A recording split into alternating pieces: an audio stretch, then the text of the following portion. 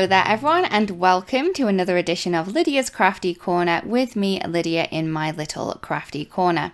So today we're going to be creating a beautiful autumnal wreath using a spring stem set. So here is the Blossom Wreath from Altenew, and this is the set that we're going to be using. I'm going to start off first with the outline for this set, and I'm just going to pop that onto an acrylic block and then stamp that into place onto a piece of white cardstock using some Obsidian ink. It is my favourite ink of all time. So once I've done that, I then found it easiest to kind of work with the leaves in this set.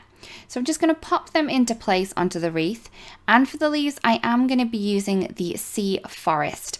Now if you're wondering why these leaves do come in two separate bits, it's because we wanted to keep the size of the wreath as it was, so we didn't want to kind of waste the space. So by cutting these little elements down, we were able to then keep the wreath the size we wanted to.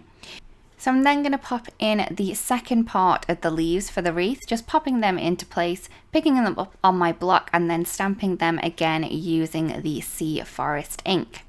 I'm then going to move on to the flower portion of this blossom wreath, and for this one I am going to be using the Canyon Clay ink. So as you can see, we're using really kind of muted autumny fall colours for this one here to create more of an autumnal look instead of a spring look. So once I have those into place, I'm then going to move on to the little blossom pieces. Now again, these are split into a number of little pieces on the stamp set just so we could keep this wreath as large as it is. So for these pieces of blossom, I am going to be using the pumpkin pie ink. So we have two kind of big pieces for this, and then we have one singular little blossom that you could use for all of the little pieces if you wanted to. I then wanted to add a little bit more shading and depth and interest to this, so I am going to be taking my woodless watercolour pencils from Altenew just to add a little bit of shading to the base of these images. So for the beautiful little leaves that we have here, I'm just going to take the Sicilian amber colour and I'm just going to add that just to the base of the leaves, kind of scribbling in the colour. It's not perfect, but it does look good. I'm then going to move on to the yellow ochre that we have, and I'm just going to add some of that darker shading just to the kind of base of the blossom. And then for the little flowers that we have, the smaller and the larger one, I am going to be using the Coral Bliss pencil just to add a deeper shading to the base of all of those little buds that we have there. So once I'm done with that, I then wanted to kind of fill the wreath in a little bit more. So I'm going to take the orange cream and I'm just kind of adding little dots in between all of the little spaces. So where there's a little space on the wreath, I kind of just added a little dot with my pencil just to fill it up and make it more autumny. Once that's done, I'm then ready to die cut it. So I do have the coordinating die from the blossom wreath, and I'm just going to pop that into place around the wreath, add a little bit of tape, then run that through on my machine. The tape does help it stop moving around when you run it through, so you're going to be able to cut it perfectly. I'm then going to take the Charming Mandala 3D embossing folder, and I've just embossed a 4 1/4 by 5 1/2 piece of white cardstock. I then decided I want a little bit of a border around the outside edge. So I'm just going to pop that into my trimmer and then take 1/4 inch off all of the sides. So the top, the bottom, the left and the right as well. So once I have all of those kind of trimmed, I then have my little panel ready to go onto my card base.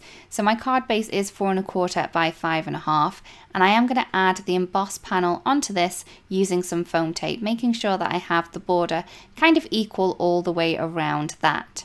Once that's done, I can then add a little bit more dimension with some more foam tape. So I'm just going to add little pieces around that die cut wreath that we have, and then once that's all in place, I can remove the backing and then pop that into position on my card base. I kind of wanted to add a banner sentiment to this, so I am going to be using the Mini Delight birthday banner for this one. So I'm going to stamp 2 of the large banner border pieces onto a piece of white cardstock, again using Obsidian.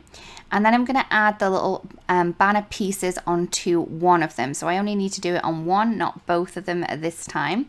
Again with the Obsidian. Once I'm done with that, I'm going to add my sentiment again from the Mini Delight into the one that doesn't have the banner edges on. Once that's done, I can then fussy cut these out.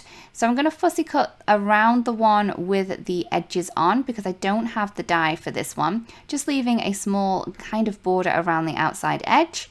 And I can then take the coordinating die for the Mini Delight and pop that around the banner piece and run that through my die cutting machine. Once that's done, I'm going to layer these together to create a kind of dimensional banner look. So I'm just going to add some foam tape behind the smaller one of the banners, the one with the sentiment on, pop that onto the one that has the banner pieces on, take another piece of foam tape and add that behind the layered little piece that we have here.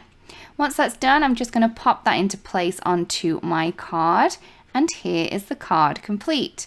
I really do hope that you liked the card and that you've enjoyed the video as well. If you do create a card that was inspired by this, it would be great if you do share because we would truly love to see.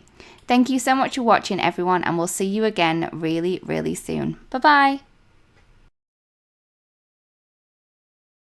Hello there, crafty friend, Lydia here. Just popping in to say that you can get your daily dose of crafting tips, techniques, and tutorials just like this by subscribing to the Altenew YouTube channel. All you need to do is click on that little bell up there and you will never miss a video. Thanks for watching. Bye bye.